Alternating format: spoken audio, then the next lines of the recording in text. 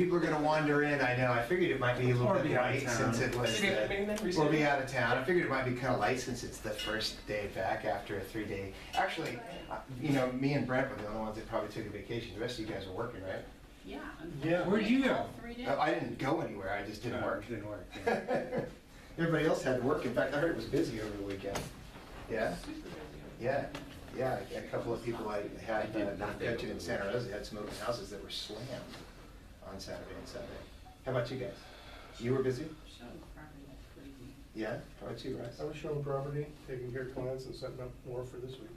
Yeah. So is it easier to show property right now? Well, there's some property to show. That's what I mean, is that there's more to see, huh? Yeah.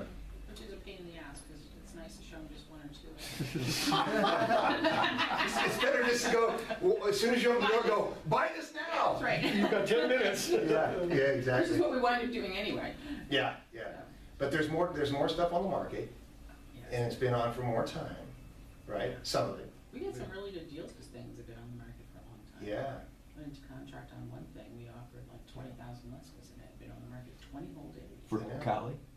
Yeah. Yeah, We're in good. contract. We're I know, closing. that's We're exciting. closing Friday. That's Yeah. a great call to make, don't you think? 10-day close. Well, Yeah. Hey, it's me, Diana. I'm happy about that, too, I'm just 'cause that's- calling you today. They're getting out of the house that I need them to get out of. What's happening? So that's a great call to make, don't you think? To call your database. Hey, here's what's going on right now. Properties, there's more property in the market. It's been on for a lot longer. Who do you know right now that I can call that wants a good deal in real estate that I can call today? I mean, why not? Why not call your whole database? yeah, then they might go out with you and look at more. Yeah, property. then you have to work. You have to do this. Inventory, how about this? Inventory up is up 100% from this time last year. Yeah, yeah. And how about days on the market? Yeah. I don't know what the, I don't know. what the Average days on the deal- market's up quite a bit too. I don't know about Petaluma. Santa Rosa, average days on the market is up, it's like 39%. Up there now. Timo was complaining about that last week. The listing agents are complaining. Yeah. Yes. Well, especially And so what does that mean? What's that? What were you gonna say? when you got properties over $1 million. Yeah, yeah. they're And sitting- this is not, Timo doesn't do this, but a lot of listing agents, might have set the bar a little high He does that. during this, I'm not talking about price, I'm talking about expectations. Uh-oh, speak of the devil. You know what I mean? Oh, A lot of listing agents, There's don't you Timo think now. there's listing agents out there right now that might have set the bar a little bit high as far as expectations for their clients? Yeah. You know, get your property sold, you know. we're gonna Multiple get, offers. Multiple offers, bidding war. You know, if we don't have any offers in the first 1 or 2 weeks, then we need to really, you know, take a look at what we're doing, blah, I blah, totally did blah. that. I totally did that condo in Santa Rosa.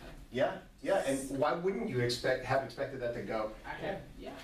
And we It's did. priced right, yeah. It was priced under what the last one right next door had sold, Yeah. sold 2 weeks before. So what do you guys think one of the next biggest sources of potential leads? Expireds. Yeah, yeah, I totally agree with that. Who's calling on expires in here? See, I love it. He's about to. I'm about to. Well, I'm not going to. You're not going to, but somebody's going to do it for you. Yeah. Yeah, expireds are going to be huge. And I know we've been talking, I know you guys heard me say that before a couple months ago and maybe 3-4 months ago even, but now's the time. If you're thinking about getting into expireds, calling on expireds, consider it. Get good at it. Get good at the role plays. Watch the videos. Get with Jimmy Rex. Or get somebody else to call for you and just send you on appointments. You know what I mean? You can Dialer. get a dialer. Yeah. I know there's some people in our office who aren't in this meeting right now that went in together and bought the Red X, and they're just dividing it up and just calling through expireds in the morning on the Red X. And I know this because I've gotten some phone calls about, so what do I do on an appointment on this or an appointment on that, right? So they're getting appointments. It's coming. Expireds are people with their hands up saying what? I want to sell my I want to house sell my house. And why do they think their house didn't sell? because their realtor wasn't good enough. Right, because a realtor didn't market it, or they didn't run a $2,000 ad in a magazine or whatever, and that's why it didn't sell. And they think that why? Why do they think that? That's what the last realtor told them. Yeah, it was all about that guy's Get all the marketing. money. Yeah, and because of my marketing, we're gonna just get this thing rocking, right? And then when the thing didn't get rocking, it was all about what? The marketing didn't get done, or the marketing was no good.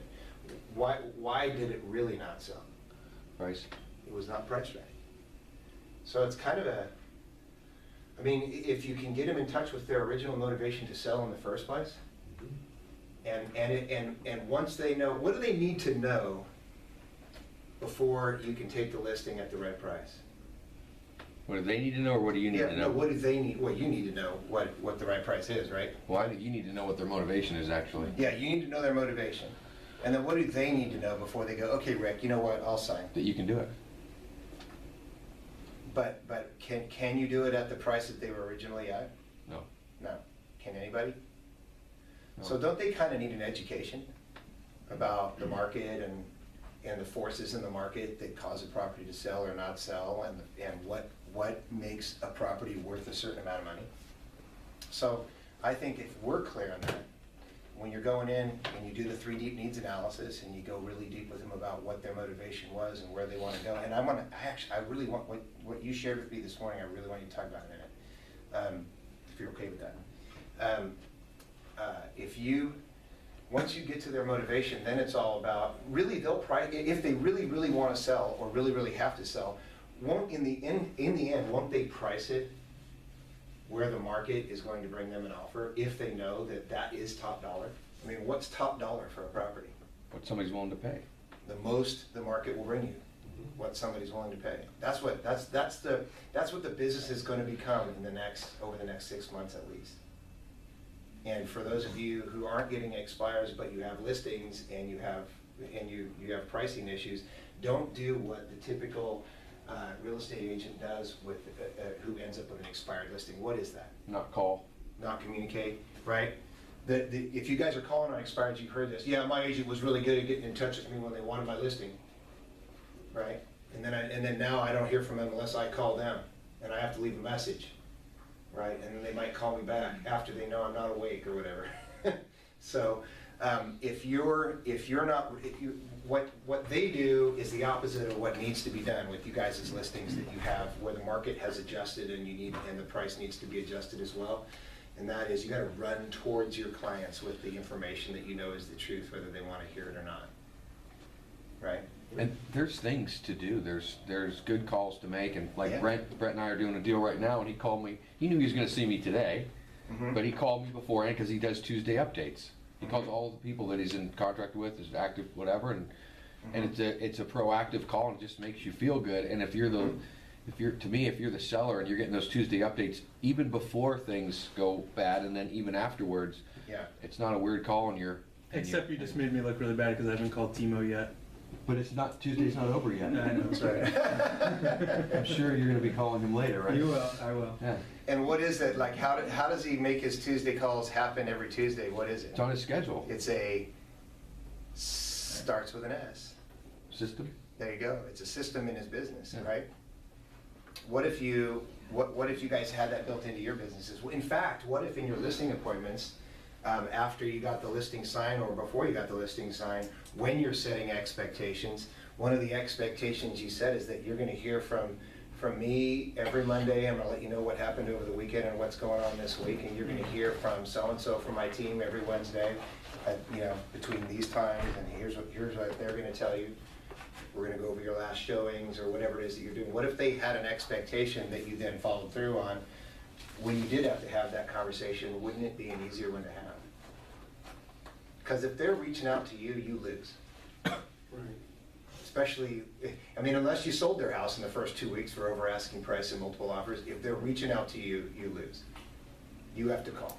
You have to be the one picking up the phone. I don't know, I wanted to start the meeting out with that because I think along with for sale by owners, which they're fewer and further between, but those are gonna grow as well. Expireds are huge, and they're going to be, where expireds are already getting big, and they're going to be very big over the next, I think longer than 6 months, certainly over the next 6 months.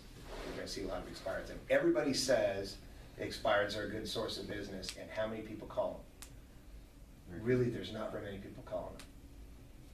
Do you guys have, I've heard this about Petaluma, do you guys have other agents here in Petaluma who are well-known with good reputations, who, if you were to call one of their expired listings, would give you a hard time? Oh, yeah. Yeah. Do you care about that? Good.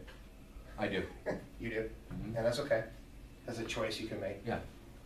There's a lot of expires to call. And the thing is if you get the red X or whatever it is you're gonna do to call expires and you pull up an area, like I'm gonna call in Petaluma and there's only 4, so expand the area.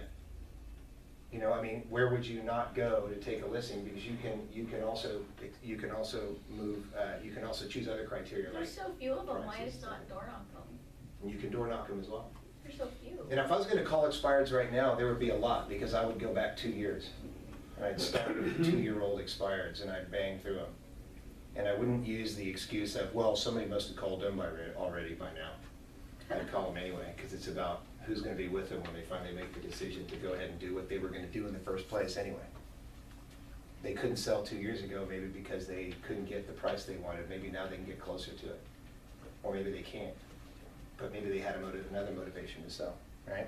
Anyway, expireds are gonna be big.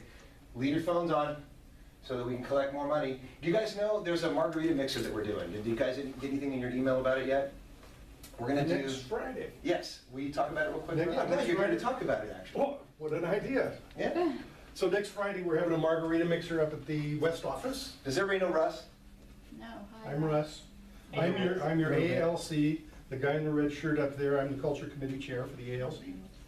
And we're having a culture committee kind of mixer for everybody to come on up. We're gonna have pulled pork. We're gonna have people bringing side dishes, and I think we're gonna have margaritas too. What do you I think we are, yeah. I think we might get those sponsored. And it's always 5 o'clock somewhere, so we're gonna start at 4 o'clock. Yep. And get an early start and go to about 6 o'clock. And so come on up and have some fun, margaritas. And some food. Next week? The 12th. Yeah. In the east office, yes? No, in the west west. office, In the okay. west office. So the 12th. And then we're you looking will at get an doing email one down from here staff. too. You'll get an email from the staff. Yeah, there should be one out there, and Jill should have a flyer up front. Yeah, I know that Sue made them. They're on the door. Okay, cool. Oh, yeah, right You will above understand when you Super have Eagle. one that goes there. Yeah, just so you know, Eileen said I had to put those posters up in here. Because Eileen found out about it, and she's like, oh, we want everybody to go. I'm like, okay. So she said, make some posters and put them up, so I do what I'm told. So I don't promote my band anymore. All right, what I did today. Here's the NAR numbers. We showed these in Santa Rosa, and then we didn't have the Petaluma meeting that Tuesday, so I wanted to share these guys. I did it last week. Did you guys look at these? Oh, you did it last week. You Okay, did. never mind. Did an excellent job. Yes, thank you for taking the meeting last week. I really appreciate that, by the way. Did you show them this as well? Nice, Mr. Warner. Top profit share earners for the month of July. Rick, Kelly, David Hart's, Barbara Coe. The profit share for July was big, not as big as June, but still big. Did we already get the things for that? The what, the money? Oh, for July, not Deposits, August. yeah, we're on the 21st of August would have been deposited into your account. We didn't get the little green pieces of paper? I don't, No, I have those. I haven't brought them. I'll bring them to you. I don't know where it goes. Money. Yeah, I would have brought them back last Tuesday, but I didn't bring them. So yeah, profit share is huge. And the profitability of our, first of all, not just the profitability of Keller Williams, Petaluma, and Santa Rosa, but do you guys know that like it's something ridiculous, like 92% of all Keller Williams offices are profitable? And this company, unlike all the other big brands, has no debt, 0 debt. So it's pretty interesting difference. And it's the same thing that they teach when they're coaching and training agents about how to build their businesses, leading with revenue, not building your company on debt. How about successes from last week to this week? Who has a success they want to share? Russ. Took 4 listings last week. Wow. Nice. Way to go. That's awesome. How much of that is from Bolt? 2 of them. Yeah. Wow. 2 of them. And the average deal, 10 grand? Commission? I got one in Roder Park. Yeah, they're close. So 20K on Bold. Yeah. Yeah, that's a Nice. horrible. Well, Horrible Bold investment. put me over the top when I was really going on it. Couldn't even make the last class. I did, in the last month and a half, I've done like 2 million, 2.5 million in sales. That actually sucked for you too. I know. He couldn't make the Yeah. last class, which means he didn't technically graduate from Bold, so I'm he doesn't get I'm gonna do reimbursed. it again. But he's gonna do it again anyway. We have to hold the line on that, right? He didn't even Yeah. ask, because he knew. He didn't Yeah. come to me, but he doesn't. No, I you guys- knew it. I just Yeah. knew.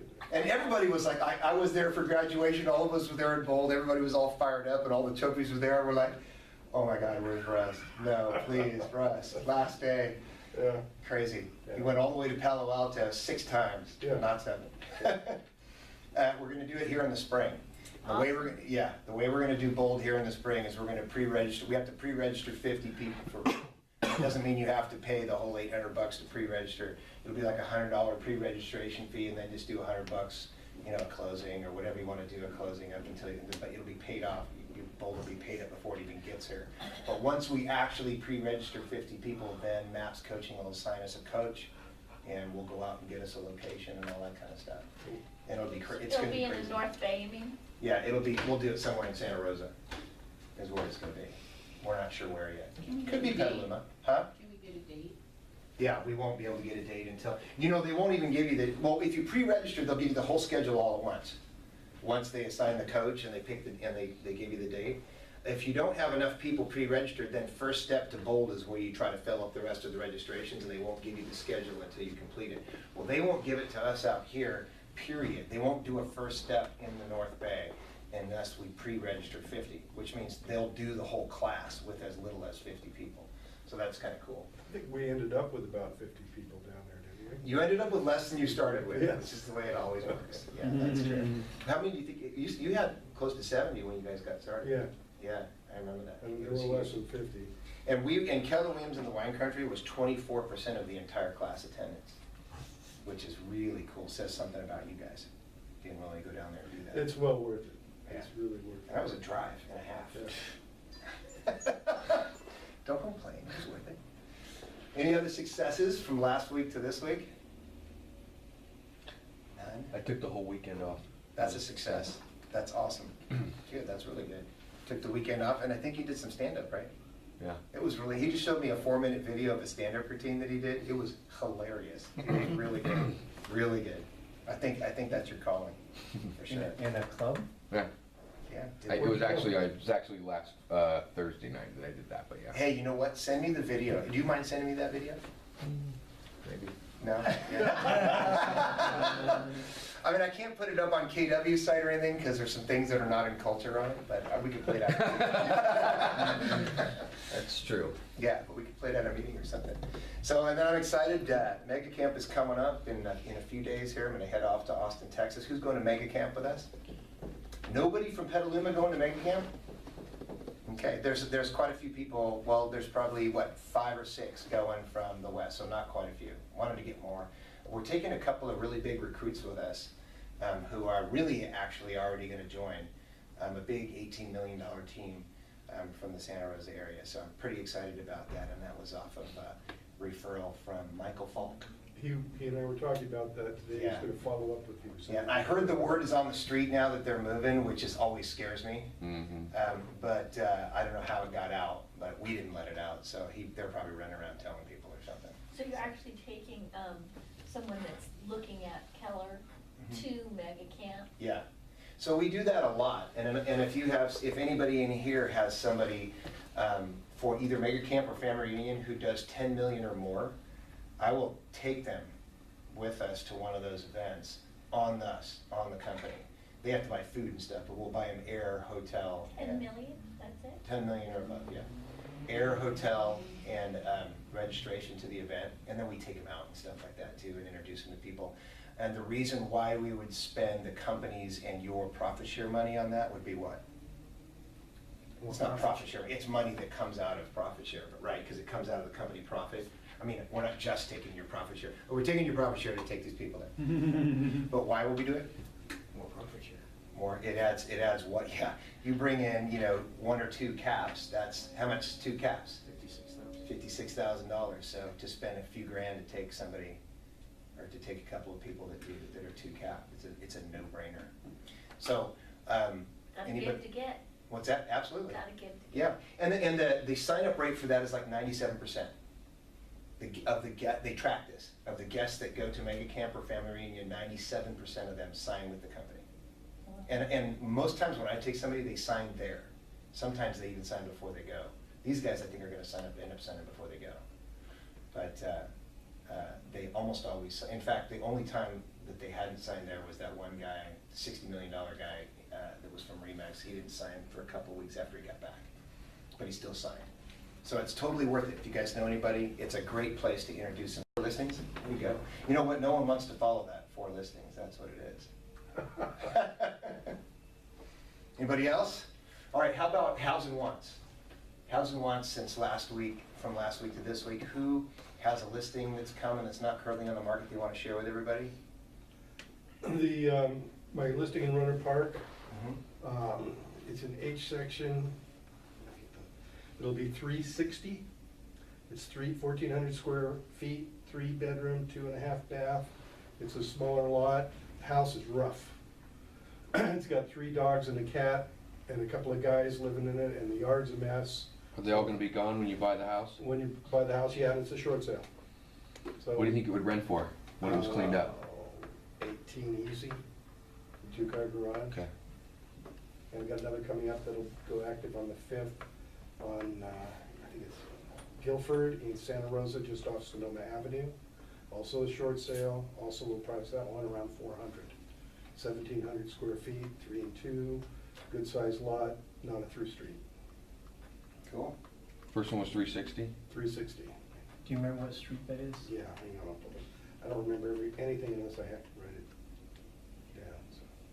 Did anybody hold an open house on Sunday? A few of my coaching students did. It was real interesting because the people that were coming by were mostly investors. Really? Wow. Harmony Place, 4608 Harmony Place. What was your place that you held open? It was the little one I have in Runner Park for 380. Uh-huh. It was interesting because I literally didn't expect many people by because it was really hot. And we probably had 12 sets. Yeah. Well, we had 12. I don't count the 2 sets of neighbors, but the neighbors loved the house. There was a neighbor in there selling the house to someone there. That's great. But it was amazing because the seller had to be there because she's disabled and it's hard for her to leave. And so it was That's hard fun to do. because she got to see how I talk to people and such. And Mhm. I told her I didn't think there would be many people. So it was about 3:15. She finally said, "Can you go? Because I'm really hot and I want to end this open house." We hadn't seen anybody in a half an hour, but that first hour and a half, it was just like you want it to be. Awesome. Investors, Yeah, very cool. almost all investors. Very cool. I have a guy that just came to us from another company, and I would tell you the company, but I forgot the name of the company. It wasn't a big company. Who's coaching with us up in the Santa Rosa office. Cameron. Yeah. Just took his first open house was one of Rhonda's listings, and it was the debut on that. He Yeah. ended up with a listing appointment and a buyer from it. He's gonna do my Windsor listing next Yeah. Sunday. I'm really looking forward to it. In fact, I reached out to him to see if he wanted to meet. That kid is fired up. That's He'll go to work, and he'll do a good open house. So anyway, it was worth it to him to do that, you know. Nice. Very cool. Did you make any appointments at that open house? I did not. Cool. Anybody else? Have any housing wants, any buyer needs, anything like that? Buyer needs are gonna become more important, huh? I have a Veronica? buyer need for a 4-bedroom with an office or bonus room. They'd like a pool on the east side, northeast side, if possible, between 6 and 7. Okay. I don't know. Anybody have anything coming? Stretch. Keep it out there. Between 6 and 7? Yep. Anybody else? Steve? Looking for something up to 450. 2 bedrooms is fine. 1,000 square feet is fine. Prefer something that actually needs work. Likes older homes, 50s, 40s, things like that. And Petaluma east or west, Price range? up to 450. Up to 450? Cool. Anybody else? All right. So here's what's going on. The East Office Mastermind and Super Huey on Thursday at Montgomery Village. These guys go to the shows all the time. Wasn't there one that's at the Flamingo? Yeah, we're doing the Flamingo on the 11th.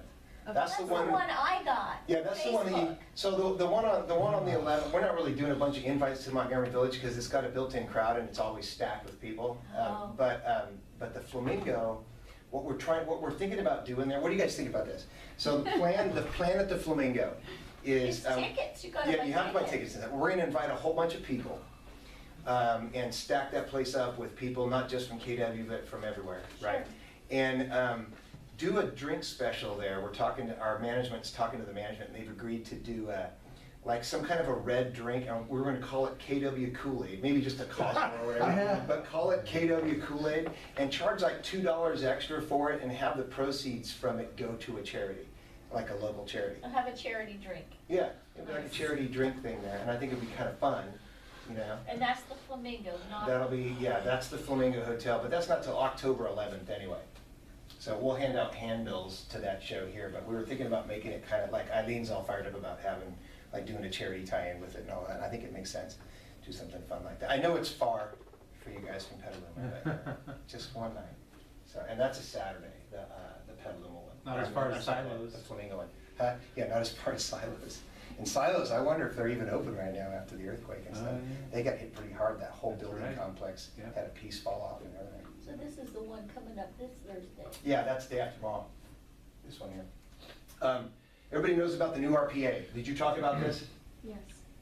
We talked about it, didn't know what to say about it. Okay, so you can go on to CAR right now. Diana, do you want to talk about it? Because you're more versed in it as far as like knowing what's coming and when it's coming and all that stuff. We are gonna be, go The ahead. temp one is off, actually, CAR. They took the temp one down? Yeah, Okay. so. Is that because they're gonna make more changes to it, or no? Okay. No, it's just because they're finalizing it, and they don't Okay. want any more opinions on it. Okay. So we're having a day, Norbar's having a day, there's gonna be a couple events around town where Bill Jensen is doing ours. Yeah. And, Gov Hutchinson is doing the one for, Norbar. Right. And changes are just a lot of changes in the format, changes in the toggles, a lot more user error proof what's Where? happening. In what? Like, you In know which how you ones? can, when, Oh. right, in the actual contract form. So easier to manipulate and to use. Some big changes is the wood pest is out, and some other major changes like that. They're regrouping a lot of things. So like, you know how you have the financing part for your loan, and then the next page is all about cash deals? Well, that's gonna be pulled to the front for all the financing stuff. That makes sense. It's a lot of reorganization, Make a it lot of easier to change of grasp. direction. Can I do one simple thing? When you put a date, like the date. Too late. All the forms. The 800, put the dates in all the forms. Or you could just not put a date at all, it's like, Cover sheet. On the cover sheet as well. You know how to do the cover sheet, right? Like if you, Absolutely, yeah. yeah, so tell me, if you fill out the cover sheet, it automatically propagates the entire Okay, contract. so with the all key is information. fill out the Yeah. dang cover sheet. If you guys will fill out there's a couple of things, a couple of I keys. learned something today. Yeah, there's a couple of keys. Number one, yes, fill out the cover sheet, and it automatically populates all the information throughout the associated fields, right? Got it. Buyer names, seller names, Agent, all that contract, stuff. the date, all that kind of stuff, yeah, agents, everything. Even title, escrow, all that, if you have that information. The other thing you want to do is create templates in zip forms. Create a listing template. It's good to do, except that every time they change a form, it doesn't change the form in the template. But it'll tell you that the Yeah. form has changed in the template. Then you need to go in, you can edit the template, yeah. you can actually go in and resave it, Yeah. all you gotta do is take it out and put it back in on the template one time, and And it's, resave it, yeah, So but also that's when- gonna save you guys a ton of time, go ahead. So also when you're in the cover sheet, there's a special button that comes up only in the cover sheet that says MLS Connect. And if you touch that, it'll bring all the information from the other side into your contract. So you don't have to look up the agent's ID or Really? email What? address or telephone. That's swift. Yeah, see what happens when you. See, I MLS learned Connect. something. oh, there's a lot of bad things that happen for me, because I don't read Yeah, anything. and so but it's Me and Tina really both They're good. gonna wait for these meetings to happen to find out this So stuff. I'm glad I'm Yeah. having So value when to is your the life. class? It's a birthday present. It's okay, I just showed Timo the other day that he could email his clients his MLS listings. Fees now. Hey, come on now. Yeah, that's right. Was that Renee? That's Yeah. right. When's Renee, this she's- class? How do I do that? No, I'm not selling on my list. Our class is the 29th, With Bill Jensen, the 29th. right, and Um, Norbar's class is after that. So if you guys don't, Bill Jensen's he's our real estate, he's our litigation guy for real estate. And he also is the guy that does Great our, guy. yeah, he's a great guy. He's the guy that does our weekly, For risk little management. risk management things too that we do. I just want to say, this year I'm a CAR director, and I actually got to see Bill Jensen in action at the CAR conferences, and he is spectacular. He sits on a few of obviously the risk management committees, and just his thought and his depth of what he brings to us is just pretty amazing, of all the fighting and the discussion that goes on for us to get that information. Yep. So Come to KW's because the Norbar one is gonna be $49 because that's what CAR is charging Norbar to go to that one when it comes out. That's ridiculous. You know, they cover expenses, they do it, we're fighting it, but it's a Norbar So the thing. 29th is a Monday, is it an all-day thing? Or No, just half it's- a I day? think it's a couple hours. Couple of You'll them. see it, we'll post There's it. There's a post It's, out it's not already. on here, this is just the I can CAR. get 80 people in that room. What's that? I can get 80 people. We're gonna probably do it, remember like we did, where we bring, the staff will bring all the tables and everything out in the big lounge area and move everything aside, and we'll have room. These are the Does most staff do important that? things to go Yeah, to, I they do. tell you. They do, I told them. What's that? These Bonnie? are the most important things, some of the most important things to attend. Yes, yes. Man, when they change. They're the very format. important, if you have leads. If you don't have leads, you don't need to know any of it.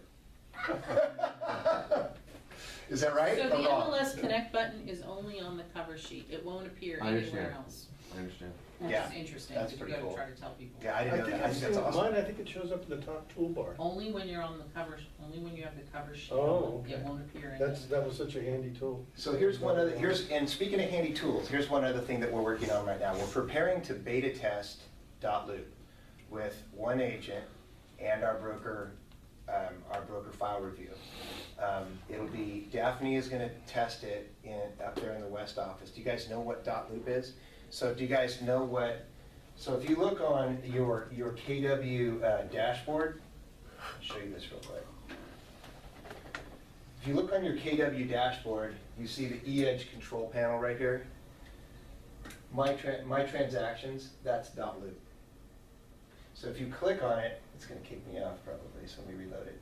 If you click on it, it takes you to, it's an online transaction management program. .loop is a third-party software that's contracted through Keller Williams to provide that service. And what it is a loop is a transaction.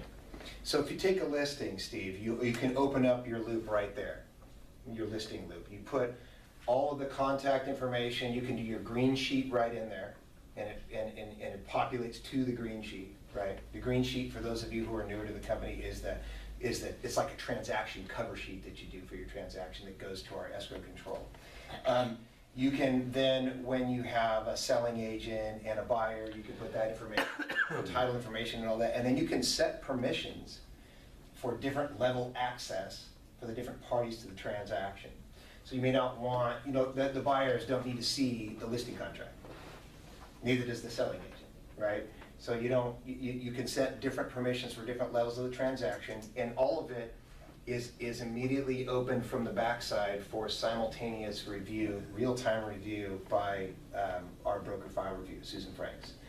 And Eileen likes it because she can just check something anywhere she is. If somebody has a broker question and they call me about it, I don't have to say, oh, send me the file. I can log into .loop, I can open it up to the document they're talking about, and I can have a discussion, an intelligent discussion about the file. It's the way, eventually, we're gonna migrate everything over to .loop, but we're gonna beta test it and get the bugs out first. It requires us to create the broker checklist digitally in .loop. So when you go and you upload your listing into .loop, it'll show you what documents are there and what documents are still needed just for a listing, right? And then when you get a transaction, it does the same exact thing based on the checklist that we do. The other thing that they just added to it that's huge is you can take a whole stack of documents, scan them to .loop, and then you can go in there and break them up into into the separate forms that they are. And you didn't used to be able to do that with .loop. That was the big knock on .loop, was that you had to separately upload, scan them and separately upload them. You don't have to do that anymore. Will you be 100% paperless? I want to be. Here's what my experience has been. You'll have about 30% of the office that'll use it, and the rest will continue to do business on paper. Now, I know there's some offices that have achieved higher than that, and just so you know, I'm basing that experience on Yuba City, which is, it's kind of an ag town and they do things differently there. So maybe out here, I would expect all you guys are a lot more techie out here. So maybe we can get maybe 50–60% of the people to use it. Our assistants are a lot more techy. There you go. All the TCs in the office will be using it. Yeah. So if you're using our office TCs, yeah, you'll be using .loop. In order for it to be 100% paperless, what would have to happen is well, I guess it could be done, but what we've found is that you can't, right now, .loop, the board will not give us List Hub. If we can get them to implement List Hub, that's the third-party functionality that .loop uses to pull transaction information and property information off the MLS. Similar to what Diana's talking about when you click the MLS info or whatever, and it auto-populates wind forms. But it's a different program. Will we be able to save to a thumb drive when it's all done? Yes, you can save it to a thumb drive. You can even save it to a really cool pre-printed thumb drive that says, you know, compliments of Steve Cohn with your information on there. That's being supplied by Keller. No, you'll have to buy the thumb drive. Do you have a vendor for those, a different vendor? I do, for those? I have those. Yeah, I have one of his in my backpack, and you know, he gave it to me preloaded with some marketing stuff on it, and I browsed it real quick. I've never actually even used the thumb drive, but it's sitting, every time I open my backpack, I see it hanging on my little thumb drive holder in there with his contact information on it. It's a cool little marketing piece, it's worth having. It's something no one will throw away. Who's the board that won't allow List Hub? Normal. Berries, no. Or berries, yeah. Berries. Yeah. And I'm not saying they won't allow it. Their methodology is plotting in slow, and they'll review it, and maybe they'll have it, maybe they won't, I don't know. It's a much global issue than Keller Williams and berries. This Right. is a fight we've been having with berries for the last couple of years, and there's things in the works to try to change that. I'm not new to that fight because the Sutter County Board of Realtors in Yuba City, same thing. They don't want to do anything, you know, that's not like what they've always done, right? So, but we will have, and really the only functionality you won't have if they don't do List Hub is, if they had List Hub, you could go right into .loop and the forms are there ready for you to work on, right there digitally, in .loop. Now they're not, right? So you gotta go into zip forms, do your forms, get them, send them out for signatures, come back.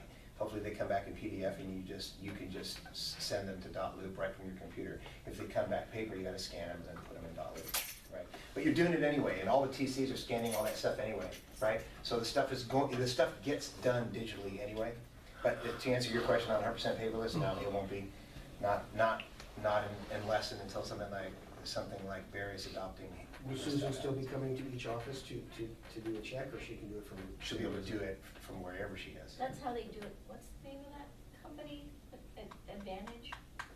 There are no other companies. They're all I was complete, kidding. they're complete paperless.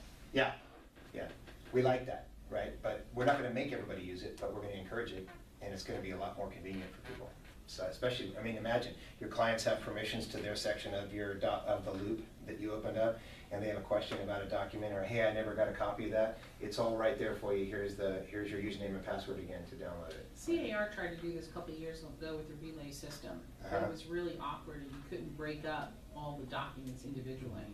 Yeah. But the really nice thing is a TC can go in and see who's signed what and who's not signed, and you can do that too, so you can check up on where you are with the transaction. Right. And it makes it a lot easier. Yep. Any other questions about that? You'll know. We're not gonna make anybody use it or ask anybody to use it until we get all the bugs worked out. There's no bugs in the system, but I mean the bugs as far as integrating it with our methodology. So. Roy, can you show, I couldn't see because you're in there, where is it? Sorry, it's this right here, My Transactions. That's actually Okay. .loop. Right. And when you open it up, it says create a new loop, and you say yes, and it's very intuitive. Messages will be Susan, or? Yeah, it'll tell you how many, they could be from anyone invited to your loops. So if they give you a message within .loop, it'll post, and what you'll know is it's a message about an open escrow. So those of you with teams, I think it's smart to keep your admin email, you know, admin@theconeteam.com or whatever, but you could also, you'll also want your people to be checking that as well. Can we have it forwarded to her? I don't know. I'll look into it, but I don't know. Can we start using it before? It's not active yet. It's, as soon as we activate it, it'll be, anybody who wants to can use it, but we're a little worried about that, so please, hold off a little bit until we get our checklist nailed down the way we want. The last thing I want to do is have you guys start using it and have it not be correct, and have to ask you guys to send documents somewhere. It's just gonna be double work for you. Once we get Daphne's willing to do that, so once we get the checklist done and everything's dialed and a few of her transactions have gone through, and she does a lot, so it's not gonna be a long wait, then should be no problem after that. Okay? I have a question for you guys. I had one of our agents send me an email today, and it's about it's about an open escrow that she has, where she has the buyer. And in the original contract, removal, loan and appraisal was like 17 days, and they shortened the physical inspection and stuff like that to 10. And in their inspections, they uncovered some stuff, and they generated a pretty sizable request for repair and sent it over. And along with the request for repair, and this is about 10 days into the escrow, along with the request for repair, they sent over a contingency removal for the buyer to sign, removing all contingencies. Was it sent on the same email? Yeah, they sent it. They actually referenced it in their acceptance of the repair request. Okay, assuming the request, so they agreed to the request for repair. What they're basically saying is, Not completely. well, they did. They agreed to everything in their request for repair, provided that and their condition was what? Remove the contingencies. Remove all contingencies. Oh, remove all. All contingencies, even though the original contract says that the loan and appraisal contingency Or 17 days and not 10. they still have another 7 days on that. So what's the procedure on this, and who, is there anybody wrong, is there anybody right, and what happens next? Well, if they removed all contingencies, then all contingencies are removed. The agent representing them should have advised them, you remove all the contingency, that includes loan and appraisal.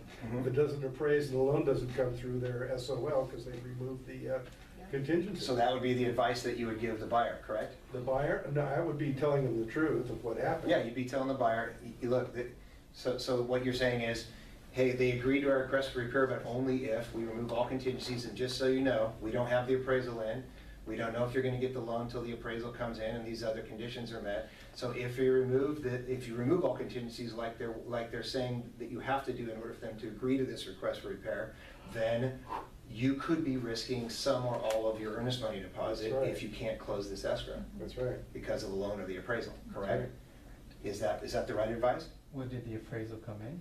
We don't know yet, haven't come in. Did you say that the contingency removal they sent over didn't say all? It just said the It inspection. said all. Oh, it did? I wouldn't advise them to sign it. I'd say, well, let's remove all physical and leave the loan in place. So if you don't sign it, what happens next? What are Oh, the you- seller's options if you don't agree? If you don't agree, well, that's gonna be a conversation between the two agents. Look, Mhm. hey, we're completely happy to remove all the physical contingencies. As you know, we have to leave the loan in place. That would be foolish. Right, and if they agree to that, that's fine. If the seller does not agree to that, Well, then you're out. right? You're out of contract, right? Absolutely. Well, there's no such thing as out of contract, but the seller can then Give cancel you- the contract. They can give, well, they have to give you, well, they can't even give you Because- notice. Don't they have They notice to actually gave you perform? notice They at the gave you same notice. time. That was the 24-hour notice to perform. Oh, they did. Sorry, I forgot to tell you, there was also a 24-hour notice to Oh, perform. Okay. Oh, So, it's kind of important. yeah, that was important. So, I think they can't do 24 unless they change the contract. It's supposed to be 48. 48, It's yeah. the built-in. or 48, whatever it was. No, So, but you have a the prior agreement. That's my 17 question. days. So it does, no, I mean, what the buyer they should have done, you hereby removing, there's two. There's that. Physical Three is inspection. everything, two is like, Yeah. and then All of these other, except- subject to. They have the right to do this, Dino. No, but just saying, subject to Hang request on. for repair, right? That's how I do it. Mhm. Then you negotiate the request for repair, and then later on you remove all of it. If the seller comes back and says you have to remove all of it, no, we still have this in place contractually, you can't do that. So, Let's disagree. who agrees with that? I agree with that. I agree with that. Yeah, because it's already in place until somebody agrees to something different, Yeah. except for the fact that they wrote, why did they write remove all Yeah, but contingencies? that's why they're not doing their job. Well, that's a, So I mean, that's, here's what really happened. No, that was- Here's what really happens in this deal. no, he's saying that they sent it over, all, With the saying request all, for with the repair. request for repair. Yeah. The buyer did. No. Well, that's what you just said. No, I'm sorry. The buyer sent over a request for repair, an extensive. Yes, Okay. And the seller agreed to it, provided they No. remove all contingencies. Wait a minute, you told The seller us, generated No, that. that's what he told You us. might have Just said buyer. misunderstood. No, it's okay, that's what I Who told you. generated the removal?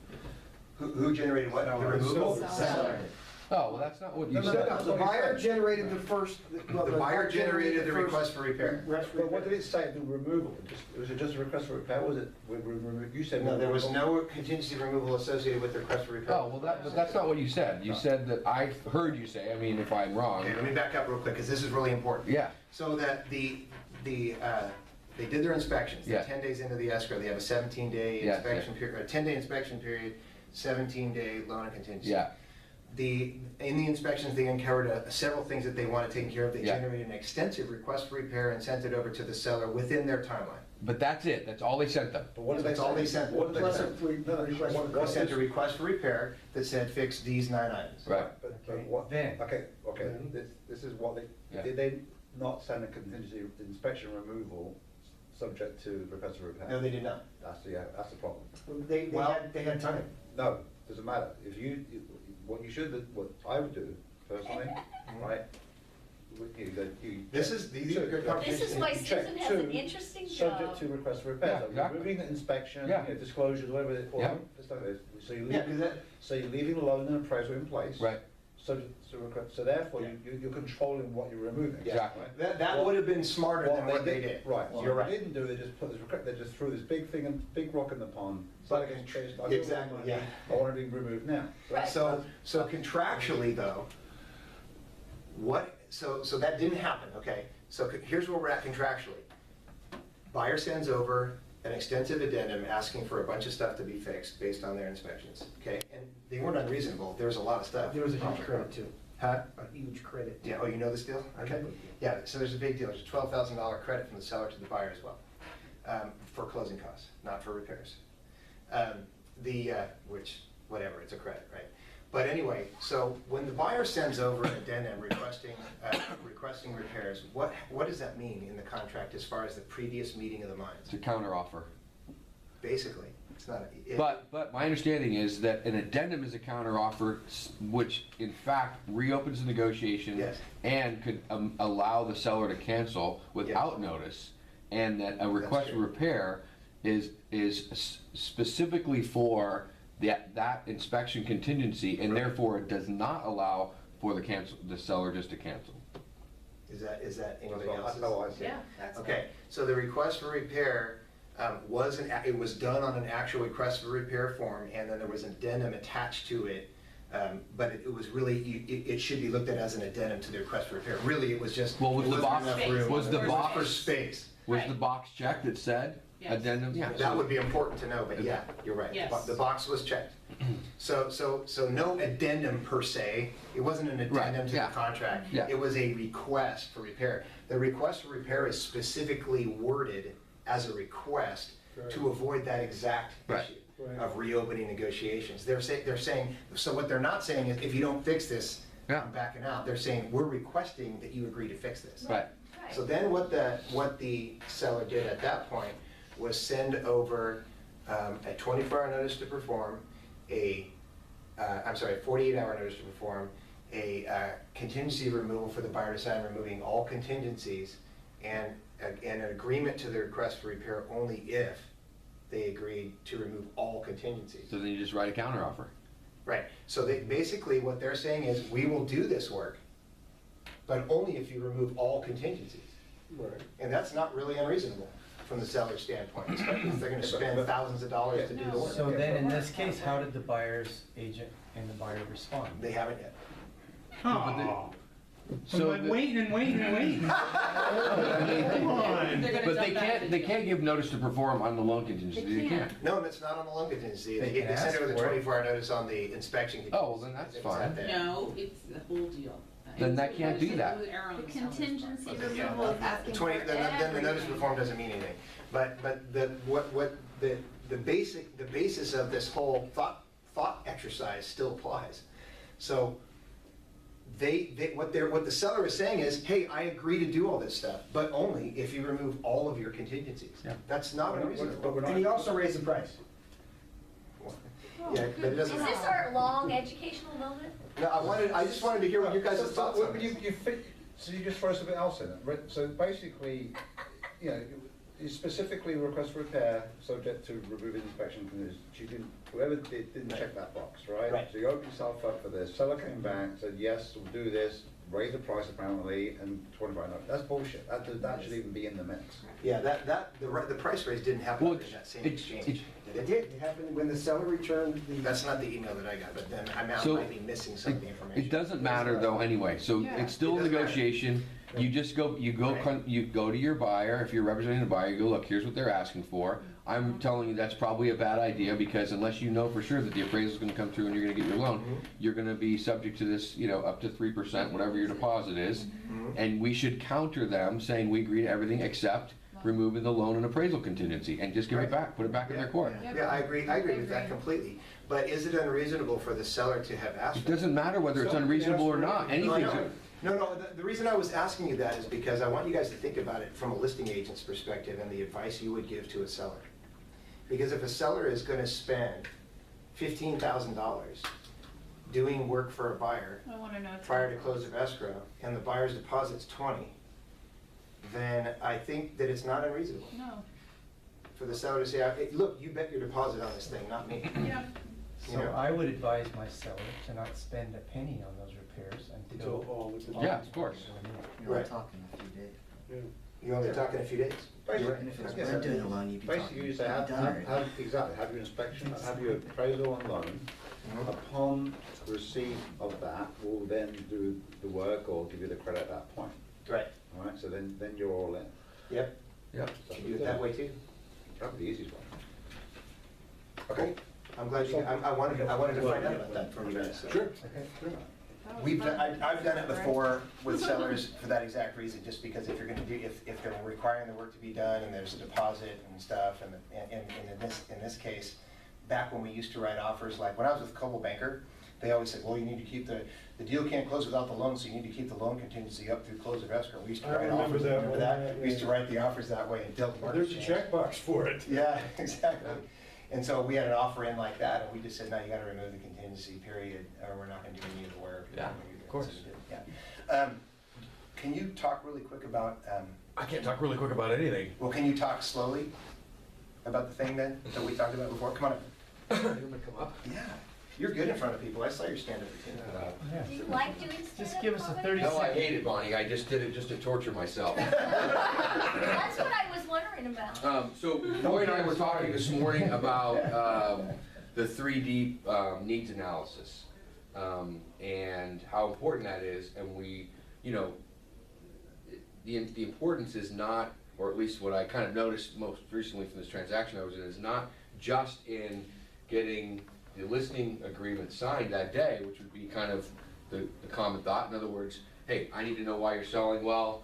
You know, we bought this beautiful house. We're going to Reno. Tell me more about that. Well, what's in Reno? Oh, there's a golf course there, and it's the house we really want. We don't like this neighborhood. Great. And what would it feel like when you're at that golf course? You know, in the house that you want. Oh, boy, it'd be amazing. The pressure would be off. We can relax. Whatever it is, right? It's important, at least for me, to have that information throughout the escrow, because there's so many things that happen during an escrow that you need to know what those hot buttons are, because you're gonna need to bring it back. And so what happened here recently was that we had a deal where, you know, it should have been a really smooth transaction. It was a brand new house, and we didn't expect anything to happen in inspections, and yada, yada, yada. And then what came up was, there was a builder tax that nobody knew about. I didn't know about it, the seller didn't know about it, they only owned the house for 7 months. The buyer found out about it through the natural hazard, and initially the natural hazard was wrong because even that hadn't been updated, so it looked like it was like 40 grand a year or some crazy number. Turns out it hadn't been divided out and whatever, but it still came out to like $1,500 a year, which the buyers were like, well, that's 40 grand over 25 years, that's a lot of money. And so of course they wanted to negotiate it. And so that was completely reasonable, like you were saying. It was completely reasonable for the buyers to want that to be negotiated. But the sellers were like, no, we already gave them a great deal. We pay property taxes. We don't care. We're not doing it. You know, and they really were starting to get very upset. Now they hadn't actually asked for anything yet, but I knew it was coming, so I was starting to kind of mentally prepare them for that. And But the seller got himself worked up in a frenzy about this, understandably, right? They thought they were ready to go. But what he wasn't focused in on was where he was going or what he was gonna do when he got there. That didn't matter, you know? We're talking about a $500,000 deal and he's getting worried about 10 grand or 7 grand or whatever the number was, it didn't matter. And so it was great that I knew where he wanted to go and what he wanted to do and what it was gonna feel like when he got there so that I could remind him, look, I understand you're upset. And I would be too, it totally makes sense. But it's one of these things that we couldn't see this happening, but now what you've hired me to do is to get you to Reno. To be in that really beautiful house that I know that you already are excited about moving into so that you can play golf every day at that country club that I know you're really excited about. That's really what my job is. And it was just like that. He went, you know what? You're right. This isn't that big of a deal. And that is where I want to go.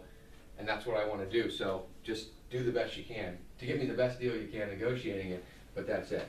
But if I didn't have that information, where was I gonna go? I'm down there in the street fight with him about whether it makes sense or doesn't make sense for them to pay any money. I've got nothing. I've got no arrows in my quiver, so.